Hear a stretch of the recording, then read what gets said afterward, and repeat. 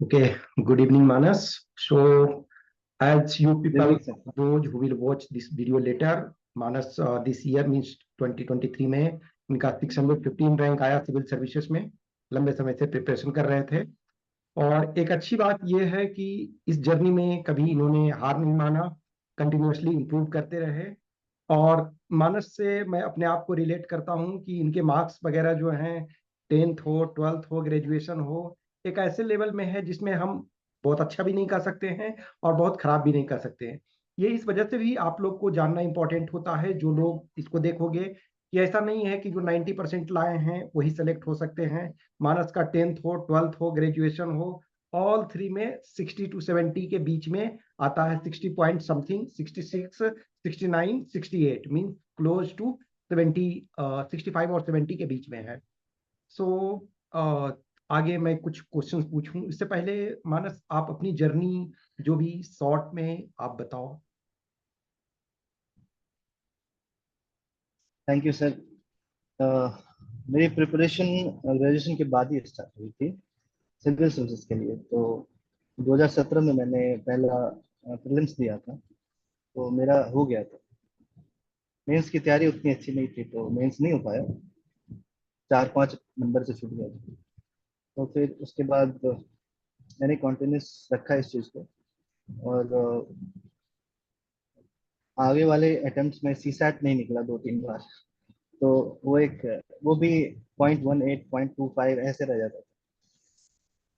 तो बहुत डिसहार्टनिंग था, लेकिन क्या करते, कुछ कर तो नहीं सकते थे, कंटिन्यू करना था।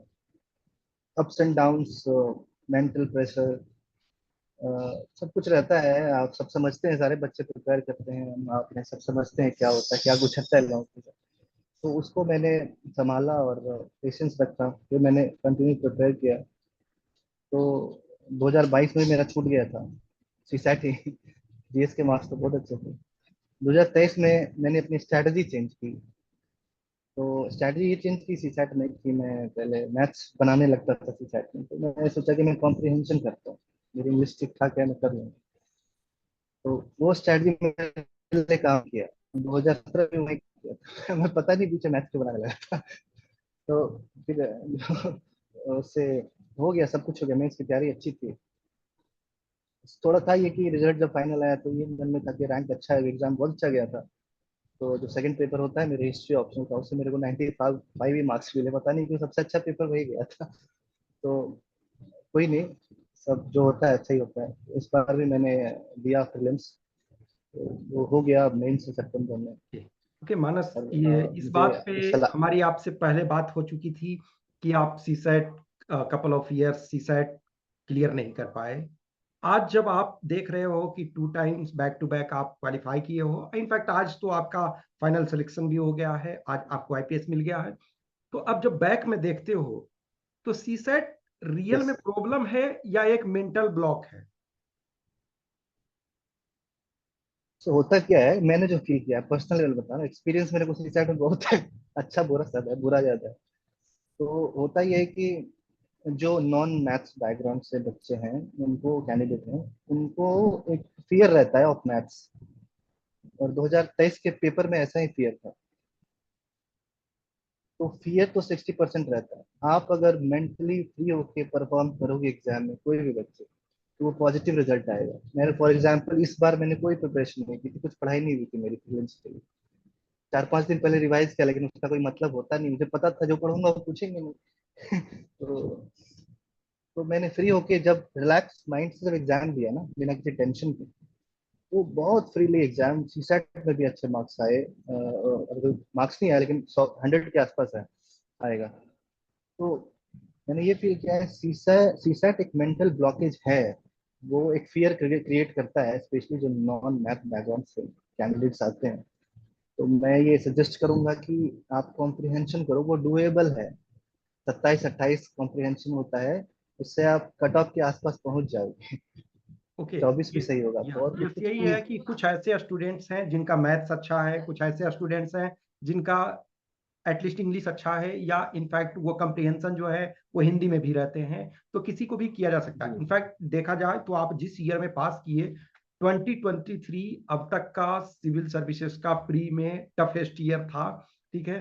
2016 से हम देखें तो 116 पेपर 1 का कट ऑफ से 75 कट ऑफ आ गया, और उस ईयर में आपने क्वालिफाई किया। तो ये एक मेंटल ब्लॉक ज्यादा होता है कहीं ना कहीं। देखो मैथ्स वगैरह भी जो होते हैं, तो थोड़े से यदि हम अवेयर रहें, कुछ चीजें हैं जैसे ऑप्शन के पॉइंट ऑफ व्यू से भी हम चेक कर सकते हैं, या छोटे छोटे चीजों को कर सकते हैं, ठीक है। सो जब आप इस जर्नी में गुजर रहे थे, आपने असिस्टेंट कमांडेंट का भी इंटरव्यू दिया, अनफॉर्चुनेटली आप उसमें भी नहीं क्वालिफाई हो पाए। तो एक कोई ऐसा टाइम आया जब लगा आपको कि बहुत डिफिकल्ट है?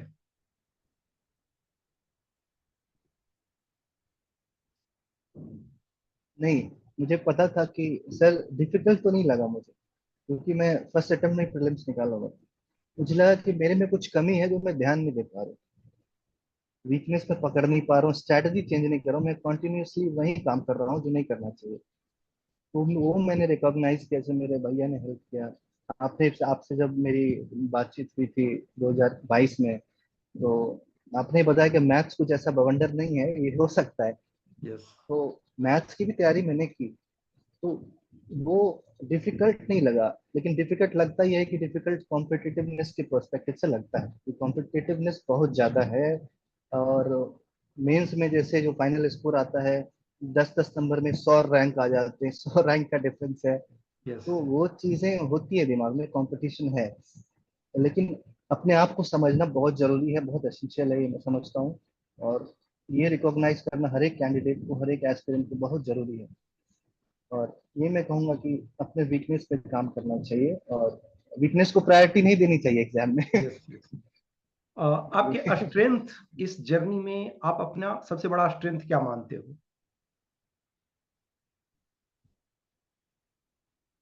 मैं जानता था मेरे से हो सकता है, ये मेरा स्ट्रेंथ था। मेरी राइटिंग, आंसर राइटिंग बहुत अच्छी है। और और परसिवरेंस, पेशेंस रखना, मेरे अंदर पेशेंस बहुत है। डिफिकल्टी हुई, बहुत सारे सर्कमस्टांसेस आते हैं। फैमिली ने तो बहुत सपोर्ट किया हमेशा। तो लेकिन आप सोचते हो ना मन में कि नहीं हो रहा है, क्या होगा, मैं सिंपल बीए गया हुआ हूँ। तो बहुत सारी चीजें आती है दिमाग में। लेकिन मैंने पेशेंस रखा, और पेशेंस बहुत इंपॉर्टेंट की है इसमें। और अपने आप को समझना, 2 पॉइंट मेरा स्ट्रेंथ है, उस पर मैं अडिग रहा कि मैं, मुझे हो जाएगा, मैं कर लूंगा। क्योंकि भरोसा सबसे जरूरी है, कि जो निगेटिव हमारा माइंड में आता है उससे अधिक पॉजिटिविटी जरूर होना चाहिए, तभी हम फाइनल सिलेक्शन ले सकते हैं।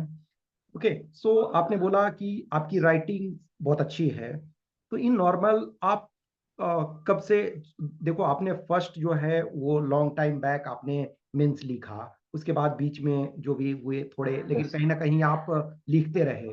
तो नॉर्मली आप रेगुलर रूप से कब से यस, लिख रहे हो? 2017 से ही लिख रहा हूँ। ओके। ओके। अगर मेरा सीसैट हो जाता पहले भी मैं निकल सकता था। तो यस। यस। नहीं था। यस। मतलब वो जो लेट हुआ वो नहीं हो सकता था। फिर भी जो जैसे आप राइटिंग लिखते हो, तो नॉर्मली जब प्री के बाद आप लिखना शुरू करते हो, या आप continuous as a whole year कुछ ना कुछ लिखते हो? मैं जैसा फील करता हूँ सर, मैं एक बात बताता हूँ। ये राइटिंग जो हमारे एग्जाम्स में होता है, जो मेंस में होता है, वो एक बहुत ज्यादा एनालिटिकल होता है। आपको क्वेश्चन के हिसाब से आंसर लिखना होता है, आपको रिस्पॉन्स करना, रिस्पॉन्ड करना होता है इस आंसर पे, एक सिर्फ आंसर लिखना नहीं होता। इसलिए मेरे ख्याल से कि किसी भी टॉपिक पे अपना पॉइंट ऑफ व्यू बनाना, उसको सोचना, उसको एनालाइज करना, ये बहुत इंपॉर्टेंट है। उसमें लिखना, आर्टिकुलेशन बहुत इंपॉर्टेंट है। वो प्रीलिम्स से पहले करना बहुत जरूरी है, और ये मैं समझता हूँ। ऑब्वियसली जब बैक टू बैक पेपर होता है, तो खास करके जो सेकेंड हाफ वाले में होता है, तो उस समय लगता है आखिरी आखिरी तक पहुंचते पहुंचते वो हाथ में दम नहीं बचा। ये ऐसा सिचुएशन खास करके जिन लोगों की प्रैक्टिस नहीं है। सो जैसे आपने बिल्कुल बोला बिल्कुल। कि हिस्ट्री आपका ऑप्शनल था, इन स्पाइट ऑफ आपने अच्छा किया पेपर 2 में, लेकिन मार्क्स उतने अच्छे नहीं आ पाए। तो जब आप अब बैक में, क्योंकि देखो यूपीएससी तो पेपर देती नहीं है कॉपी रिटर्न करके कि यहाँ आपने मिस्टेक्स की है। वो तो आपको स्पेकुलेट करना होता है कि कहाँ हमने मिस्टेक्स की। आपकी नजर में लगता है, कहाँ लगता है कि आपसे थोड़ी कमी हुई? हाँ, ये मैं समझ गया हूँ कहाँ कमी। बहुत सोचने के बाद ऐसे हुआ क्या कि पेपर फर्स्ट में, जो फर्स्ट पेपर होता है उसमें हिस्ट्री आर्ट एंड कल्चर वगैरह बहुत होता है। तो मेरा स्ट्रॉन्ग पॉइंट है, बहुत अच्छा पेपर गया था, उसमें सिर्फ 81 आया। तो मैं उस पर्सपेक्टिव से सोचा कि क्या दिक्कत थी। तो वहां मैंने पाया कि मेरी प्रेजेंटेशन में प्रॉब्लम था। मैं पैराग्राफ्स के बीच में गैप ज्यादा नहीं छोड़ रहा था, जिससे जो इवेलुएटर होगा उसको प्रॉब्लम हो रही होगी आंसर खोजने में, उसमें चीजों को फाइंड आउट करने में। और वो फर्स्ट पेपर था एस्टे के बाद, तो उसे मैंने लिखा तो बहुत कुछ, लेकिन वो नहीं आ पाया। सेकंड पेपर में आया 100 से ऊपर मार्क्स, एथिक्स में 125 है। तो ये सब बहुत अच्छा मैंने लिखा, प्रेजेंटेशन अच्छा था, गैप दिया चीजों को। और वर्टिकल कम लिखा, वर्टिकल ज्यादा लिखना है, हॉरिजॉन्टल कम लिखना है। एक लाइन में 10-12 वर्ड्स नहीं, 4-5-6 ही वर्ड्स डालो तो इवैल्यूएटर को आसान होता है। मेंस और हिस्ट्री ऑप्शनल सेकंड पे यही मिस्टेक मेरे से वो लग रहा है। मेरे कंटेंट बहुत अच्छा था, मेरा बहुत अच्छा कंटेंट था वर्ल्ड हिस्ट्री में, इंडियन मॉडर्न हिस्ट्री में। लेकिन बहुत ज्यादा डेंस हो गया था मेरा पेपर। हो सकता है एग्जामिनर को उसको खोजने में थोड़ा टफ लगा हो तो नंबर कम दिया हो। मेरे ख्याल से ये मेरी प्रॉब्लम है। तो प्रेजेंटेशन बहुत जरूरी है। कि ऑब्वियसली इन राइटिंग जो भी होता है, हमारे बिहाफ पे हमारी राइटिंग बात करती है, हम तो वहाँ होते नहीं है बात करने के लिए। सो बिल्कुल बिल्कुल राइटिंग बिल्कुल हमारी यदि एग्जामिनर से सही तरीके से बात कर लिया तो मार्क्स मिल गए। यदि हमारी राइटिंग बिल्कुल। जो हम कहना चाहते हैं वो नहीं पहुंच पाया तो सही मार्क्स नहीं मिलते हैं।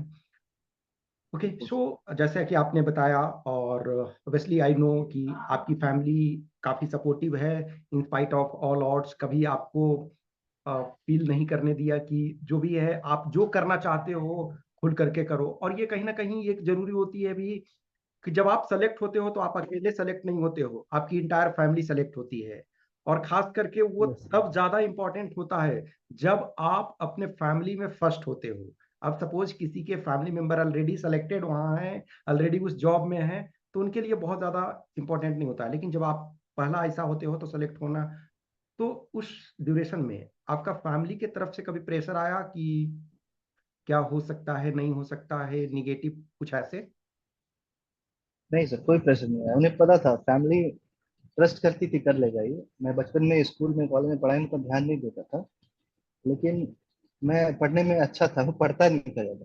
तो मेरा म्यूजिक बैकग्राउंड भी है, तो म्यूजिक वगैरह में ज़्यादा रहता था स्कूल वगैरह में। तो इसलिए मेरी जो एकेडमिक जो जर्नी है वो उतनी मार्क मार्क्स बहुत अच्छे नहीं आए मुझे स्कूल से ग्रेजुएशन में, आपको बताएं तो। लेकिन वो एक फैमिली को लगता था ये कैपेसिटी है इसके अंदर, कर लेगा।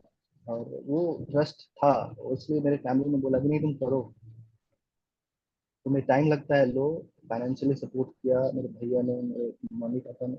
तो बहुत मेरे लिए इम्पोर्टेंट था। इमोशनली भी सपोर्ट होना जरूरी है।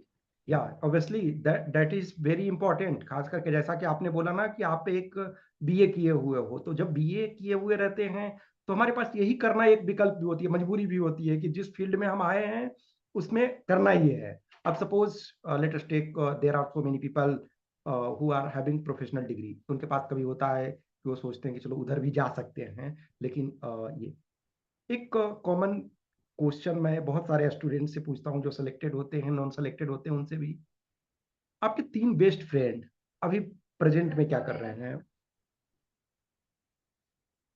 मेरा एक तो साइंटिस्ट है, पीएचडी कर रहे हैं।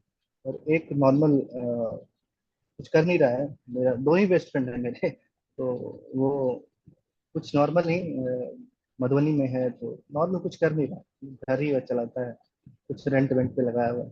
तो बस अच्छे दो ही दोस्त बने लाइफ में, तो ये है।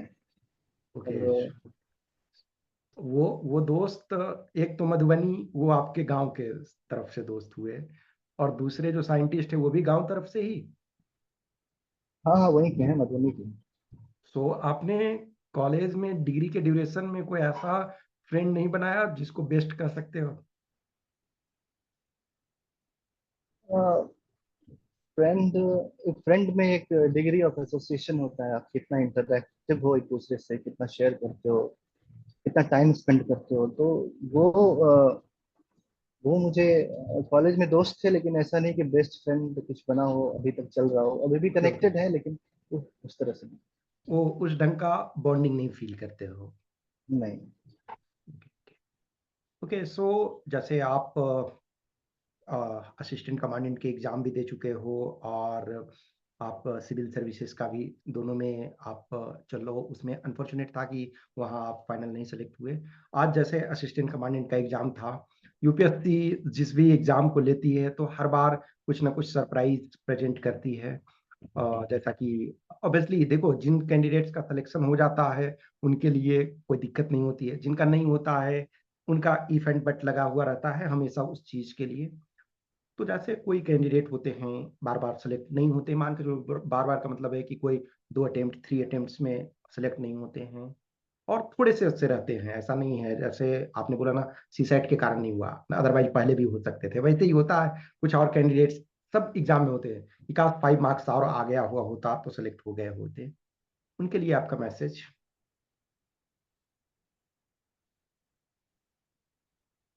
मैं तो ये बोलूंगा कि बहुत कॉम्पिटिटिवनेस बढ़ गई है अभी सारे एग्जाम्स में। तो वर्क भी और एफर्ट भी ज़्यादा लगाना होगा, ये बहुत ज़रूरी है। क्योंकि बहुत स्ट्रांग, इंटेलिजेंट, नेचुरली गिफ्टेड लोग एग्जाम दे रहे हैं, तो आप उनसे compete कर रहे हो, तो आपको उसको गैप को फिल करना होगा। उसके लिए एफर्ट्स, मेहनत बहुत जरूरी है, टू बी राइट डायरेक्शन में। लाइफ को सीज नहीं करना है, जो लाइफ में नॉर्मल एक्टिविटीज है वो भी करिए, लेकिन अ, जो मेन प्रायोरिटी है ना, उसको वीकनेस पे काम कीजिए, जो मैं बोला था पहले आपको। मेरा मैसेज यही है कि पेशेंस रखना चाहिए, और देखना चाहिए कहाँ पे मेरी कमी रह गई है, और ये भी एनालाइज करना चाहिए मैं कर सकता हूँ कि नहीं। बहुत लोग ऐसे मैं जानता हूँ, with due respect to them, वो समझते नहीं है इस चीज को कि मैं ये जॉब मेरे प्रोफेशन मेरे काम का है कि नहीं।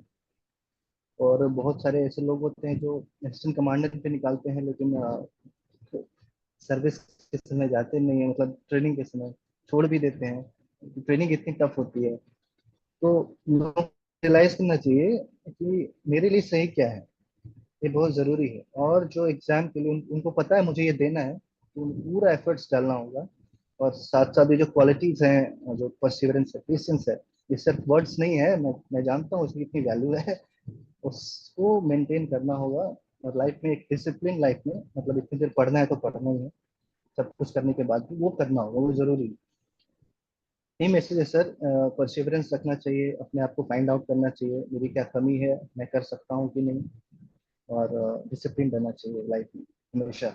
ओके, आज के डेट में देखें मानस, तो सोशल मीडिया एक ऐसा चीज हो गया है कि वो हमारे लाइफ का इंग्रेडिएंट्स हो गया है। देर आर फ्यू एक्सेप्शंस जो सोशल मीडिया से अभी भी दूर रहते हैं। आप लेटेस्ट एक आप मेन, या इनफैक्ट लास्ट टाइम जो प्री हुआ था सिविल सर्विसेज का 23 में, आप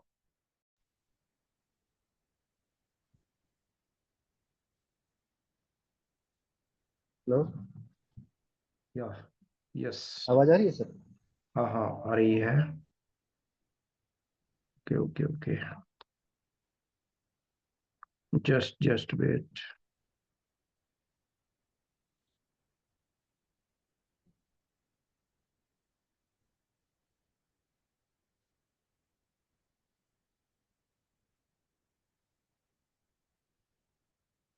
ओके, सो मैं ये आपसे बात कर रहा था कि सोशल मीडिया एक ऐसा आज के डेट में इंपॉर्टेंट टूल है कि हर कोई कनेक्टेड रहते हैं। आपका सोशल मीडिया के प्रति क्या अप्रोच है? आप रेगुलर बेस पे कनेक्टेड रहे हो इस बीच में, खास करके जब आपका मेंस था, या उससे आउट थे? ये बहुत अच्छा क्वेश्चन पूछा है सर आपने। मेरे से इंटरव्यू में क्वेश्चन पूछा गया था ये, वो मैं कनेक्ट करूंगा आपको बताने के बाद। जब मैं प्रिपेयर कर रहा था, तो मैं कनेक्टेड नहीं था सोशल मीडिया से, नॉर्मल व्हाट्सएप, फेसबुक से कनेक्टेड नहीं था। अकाउंट थी मेरी, लेकिन मैं एक्टिव नहीं था। तो थोड़ा डिस्टॉर्टिंग होता है, लेकिन जो मैनेज कर सकते हैं, यूज कर सकते हैं तो बढ़िया है। अब इंटरव्यू में मेरे से पूछा गया था कि सोशल मीडिया है आजकल, कुछ ऑफिसर्स होते हैं वो शो ऑफ करते हैं सोशल मीडिया पे, क्या ये सही चीज है? तो पता नहीं, उनका पर्सपेक्टिव तो जानना चाह रहे थे क्या कि ऑफिसर्स पब्लिक सर्वेंट होते हैं, उनको किसी चीज की गरिमा को मेंटेन रखना चाहिए, उस पब्लिक पोजीशन को मेंटेन रखना चाहिए। तो ये वैल्यू जरूरी है कि सोशल मीडिया पे हम सही तरीके से रहें और ज़्यादा टाइम स्पेंड ना करें। मैं पर्सनली एक्टिव नहीं था, बिल्कुल नहीं था। Okay okay okay. सो यही मैं जानना चाह रहा था। एक और चीज होती है कि स्टूडेंट्स का जनरली क्वेश्चन होता है, how many hours to study. Obviously मैं एवरी टाइम कहता हूँ कि वो टाइम मायने नहीं रखता है, क्वालिटी मायने रखता है। हम किताब खोल करके बिल्कुल। 16 घंटे भी पढ़ते रहें तो कुछ होना नहीं है, but still it requires time. So just मान के चलो कि एग्जाम से आपका मेंस जब हो रहा, उससे 50 डेज 60 डेज पहले उस ड्यूरेशन में लें, तो फिर भी मिनिमम आप कितने आवर्स अपना डिवोट किए? मिनिमम 8 आवर्स मैं पढ़ता था, मैं पर्सनली।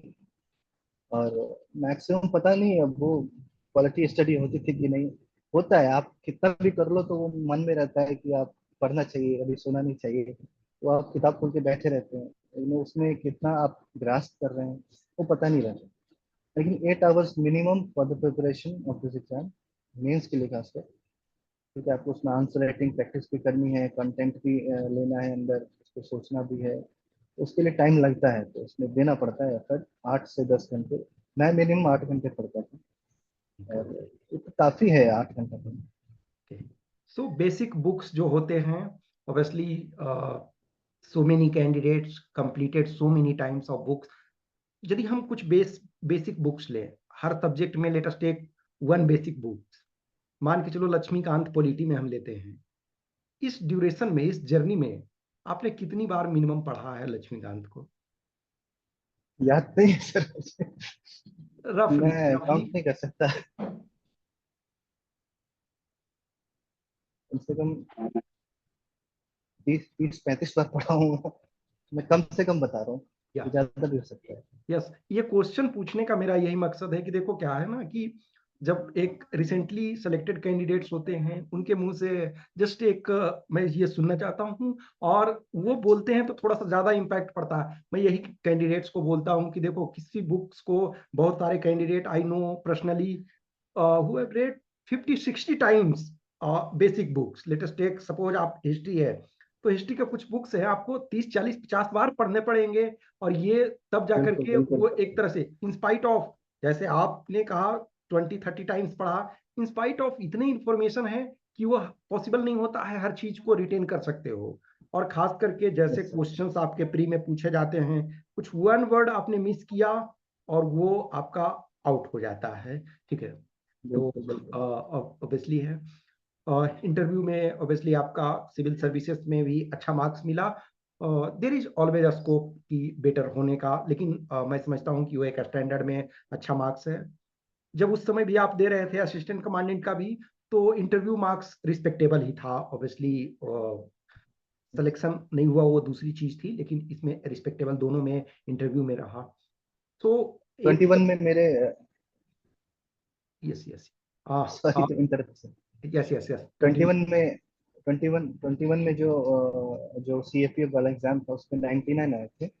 उसमें सिलेक्शन नहीं हुआ था क्योंकि सीट कम थी और कट ऑफ तो बहुत ज्यादा आगे चला गया था। तो उसमें लेकिन मेरे को वो DFO वाले में हो गया था, मेरे को कॉल आया था, इंटरव्यू हुई थी। तो उसमें मैं ऑफर लेटर पड़ा हुआ था अभी भी। तो उसे मैंने एक्सटेंशन ले लिया था कि मैं 1 महीने बाद आऊंगा, सर्विस एलोकेशन का वेट कर रहा हूँ। तो अब सर्विस एलोकेशन आ गया तो अब तो जाना नहीं बनता है। लेकिन इंटरव्यू में इससे CSC में मेरे को 185 आया। तो ठीक ही था, अच्छा था, मतलब ठीक ही मानता हूँ। इंटरव्यू में मुझे दिक्कत नहीं हुई सर ऐसे कुछ। हाँ, देखो ये मैं वही कह रहा हूँ ना कि ये जो मार्क्स आपके हैं वो रिस्पेक्टेबल हैं। और इनफैक्ट चलो असिस्टेंट कमांडेंट के इंटरव्यू में अभी कपल ऑफ ईयर से ये बहुत अच्छी चीज है कि कैंडिडेट्स को मार्क्स डीएफओ मिल रहे का हैं। में मिल जा रहा। इनफैक्ट लास्ट 3 4 ईयर्स में एटलीस्ट मैंने जिनको गाइड किया है, कम से कम 20 25 लोग हैं जिनको ऑफर उसके मिल चुके हैं। तो बहुत सारे फिर है असिस्टेंट कमांडेंट में नेक्स्ट बैच में हो गए, तो ऑब्वियसली बात है कि उसमें से चले गए। कुछ लोगों ने ज्वाइन किया, ज्वाइन करने के बाद फिर छोड़ा। कुछ लोग हैं कि ऑफर लेटर जैसे आप रखे हुए हो वैसे वो रखे हुए हैं कहीं, और देख रहे हैं कि यस, जैसे कुछ का रहता है ना, हमेशा जो इस जर्नी में होते हो वो लगे हुए रहते हैं उस ड्यूरेशन में। ओके, सो जैसे लेटेस्ट टेक, आपने बोला सोशल मीडिया से जनरली आप दूर ही रहते हो, लेकिन हर पर्सन चाहे कितना भी मोटिवेटेड हो, कोई भी हो, कभी ना कभी निगेटिव थॉट्स आते रहते हैं, और उस ड्यूरेशन में हमें अपने को पॉजिटिव रखना है, उस ड्यूरेशन में हमें एनर्जेटिक रखना है। तो उस एनर्जेटिक रखने के लिए आप अपने आप को क्या करते हो? नेगेटिविटी और डिप्रेशन, एंजाइटी, ये बहुत नॉर्मल है कैंडिडेट के जर्नी में, और वो होता है, मैं बहुत बार फील कर चुका हूँ।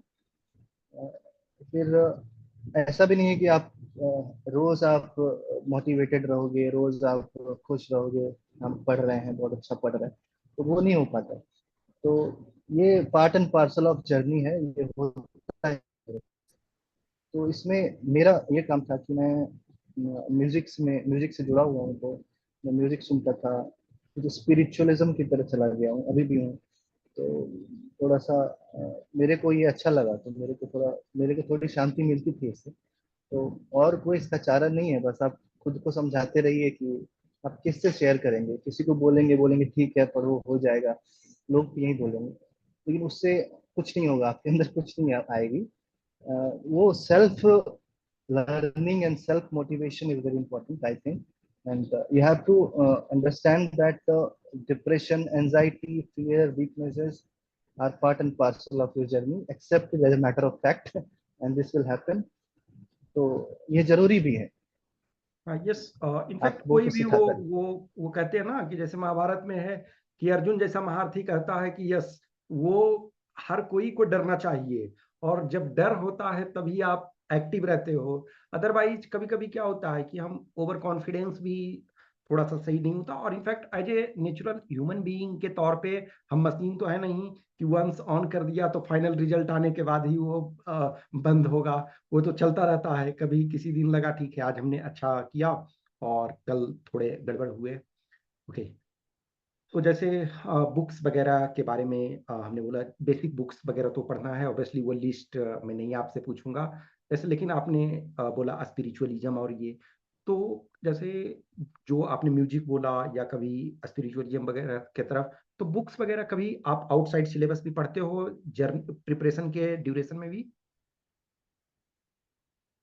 मैं पर्सनली तो मैं बुक्स तो कुछ आउटसाइड द सिलेबस नहीं पढ़ा है उसे।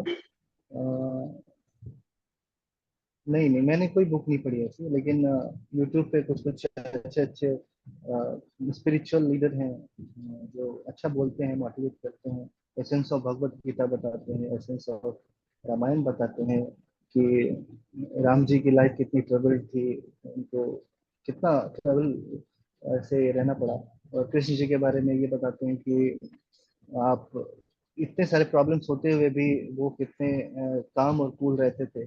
तो ये सब एक आप लर्न करते हो उनकी उनके वैल्यूज से, उनके एटीट्यूड और बिहेवियर से, किस तरह फेस करना है चैलेंजेस को। वो बस मैं थोड़ा बहुत कर लेता था, बुक्स नहीं पढ़ी सर मैंने। यस, इनफैक्ट आज के डेट में यूट्यूब एक ऐसा चीज है कि हर वो चीज अवेलेबल है। इनफैक्ट सोशल मीडिया में दोनों चीजें हैं कि डिस्ट्रैक्शन के भी सारे चीज अवेलेबल हैं, और पॉजिटिव डायरेक्शन में हम चीजों को यूटिलाइज करें उसके लिए भी सारी चीजें अवेलेबल है। ओके, सो ऑब्वियसली है बैलेंस्ड वे में हमें यूज करना चाहिए। एक लाइन लाइन हमें ड्रॉ करके रखना चाहिए कि कहाँ हमें स्टॉप करना है और कहाँ हमें ये कंटिन्यू करना है। Okay, yes so of course. जैसे जो भी प्रिपरेशन के फेज हैं, प्रिपरेशन जब ये लगता है कि यस हम किसी चीज को कंप्लीट कर चुके हैं, बहुत बार लगता है ना कि एक ही चीज को हम बुक्स को कई बार पढ़ चुके हैं, अब इसमें न्यूपन नहीं, नयापन नहीं लगता है, फिर भी आप उसको किस ढंग से नेक्स्ट टाइम पढ़ते हो? मैं जैसे हिस्ट्री ऑप्शन में बहुत बार पढ़ना पड़ता है, क्योंकि कंटेंट बहुत ज्यादा है। थ्योरी तो हम समझते हैं, जो पढ़ते हैं, जो हिस्ट्री जिन्होंने पढ़ा है वो थ्योरी समझते हैं, तो वो समझते हैं, लेकिन कंटेंट है, जैसे किस हिस्टोरियन ने क्या बोला, आप उसका नाम भूल जाते हो, उन्होंने क्या बोला, क्या कोट किया वो भी भूल जाते हो, किसने क्या कोट किया, हो सकता है अगर आप रिवाइज नहीं करो तो आप इंटरचेंज कर सकते हो चीज़ों को, तो वो एग्जामिनर्स को अच्छा नहीं लगेगा वो चेक करते हो।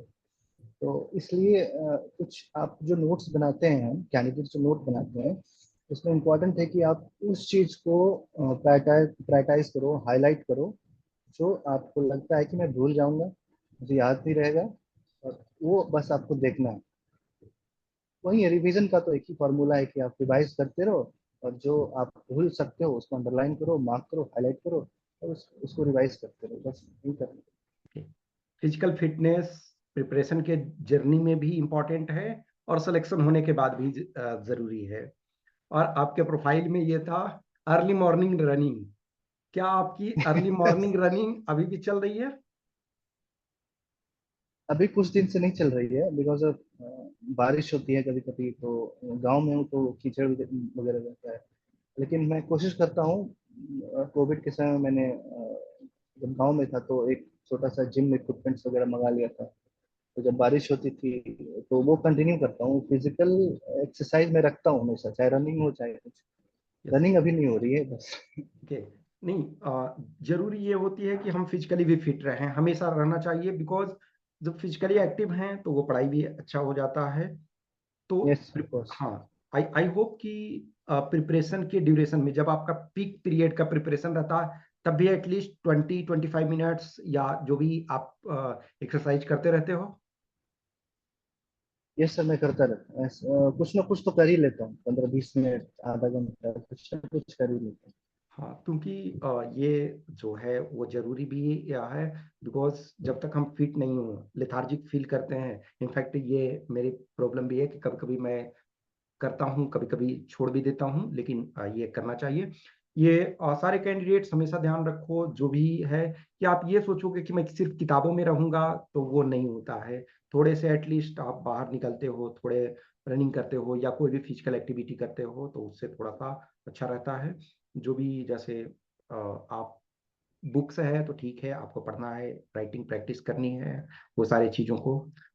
अभी जैसे मैथ्स सीसेट वगैरह आपने ये बोला कि एक फियर होता था, तो मैथ्स को पढ़ते हो या सोल्व करते हो? आज तो ऑब्वियसली आप सिलेक्टेड हो, लेकिन क्या प्रॉब्लम, देखो बहुत सारे कैंडिडेट्स के साथ होता है, मैं जान रहा हूँ पर्सनली, इसी वजह से मैंने ये क्वेश्चन पूछा कि कुछ लोग मैथ्स को भी पढ़ते हैं। तो मैं आपसे पूछ रहा हूँ कि आप अब पढ़ते हो या सोल्व करते हो?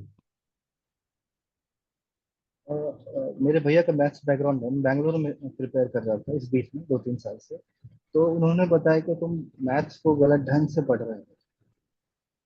तुम जो इजी टॉपिक है तुम्हारे सिलेबस में उसको फाइंड आउट करो और कॉन्सेप्ट को समझो। जैसे परसेंटेज के कॉन्सेप्ट को समझो, प्रॉफिट एंड लॉस के कॉन्सेप्ट को समझो, और नंबर सिस्टम को समझो अच्छे से, उसके बेसिक्स, कौन सा नंबर क्या होता है, कैसे सॉल्व करना है। तो एक ही क्वेश्चन को बार बार सॉल्व करो, समझो उस चीज को। तो बुक लेके सॉल्व करेंगे तो उसमें लोग भूल जाते हैं, मैं भूल जाता था किस क्वेश्चन को कैसे बनाया मैंने। हम्म। तो लेकिन जब कॉन्सेप्ट में अंडरस्टैंडिंग, जैसे प्रोबेबिलिटी वगैरह हो गया, यूपीएससी का फेवरेट टॉपिक है, इस साल नहीं आया, 2023 में बहुत अच्छे क्वांटिटी में था। Probability, permutation, combination. तो ये कॉन्सेप्चुअल है बहुत ज्यादा, तो इसमें समझना जरूरी है। और सॉल्व मैथ्स में तो प्रैक्टिस जरूरी ही है, लेकिन पहले समझना चाहिए फिर बनाना चाहिए, फिर भी समझना चाहिए। मेरे से लोग भूल जाते हैं। तो मेरे से जो लोग हैं वो समझे, बार बार समझे चीजों को, यस, तो ये हो क्योंकि जाएगा। देखो, इनफैक्ट मैं स्टूडेंट्स को, मैं खुद भी ये चीज को बोलता हूँ कि यदि आप परसेंटेज के कंसेप्ट को जानते हो, आप मल्टीप्लिकेशन ये सब जानते हो, खास करके परसेंटेज का कंसेप्ट जानने पे बहुत सारे क्वेश्चंस बन जाते हैं। या फिर छोटे बहुत छोटे सारे। चीज, नंबर सिस्टम और परसेंटेज, यदि ये किसी दो चीज को किसी ने सीख लिया तो कोई भी मैथ्स बना सकता है। ठीक है। चलो ठीक है मानस, अच्छा लगा बात करके, बहुत लंबे समय के बाद हम लोगों ने कम्युनिकेट किया।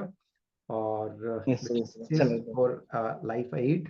और देखो, जब भी कोई सिलेक्टेड कैंडिडेट्स होते हैं तो ऑब्वियसली जैसे कि आपने बोला, मेहनत सबको खुद करना पड़ता है, आपने अपना खुद किया, जो और देखेंगे उनको भी अपना खुद करना पड़ेगा। लेकिन बीच बीच में थोड़ा यस। मोटिवेशन कि अ, हमारे जैसे लोग ही सेलेक्ट होते हैं, ऐसा नहीं है सेलेक्ट होने वाले कोई ऊपर से आते हैं। जैसा कि मैंने आपके बारे में बताया कि आपके मार्क्स वही हैं, 60 वाले में रेंज में हैं। और ये एक मोटिवेशन देता है उन लोगों को जिनको लगता है कि यस, मैं 75% एटलीस्ट लाया हूं तो मैं कर सकता हूँ। ये या कर सकती हूँ, अंदर से जो फीलिंग आता है। कुछ ऐसे कैंडिडेट्स आई नो 95% लाए हुए हैं फिर भी सेलेक्ट नहीं हो पाते हैं। मतलब ऐसा नहीं है कि वो 95% लाए हैं तो वो खराब है, कहीं ना कहीं वो लैंड करते हैं अच्छे जगह पे, लेकिन बहुत बार टाइमली नहीं मिल पाता है। बट ठीक है, ये आपका जर्नी जो है वो काफी मोटिवेटिंग है। कभी आपने अपना लेट डाउन नहीं होने दिया कि यस मैं कर लूंगा, और ये इसके लिए बहुत बहुत धन्यवाद आप बात करने के लिए। Thank you sir, thank you sir, thank you.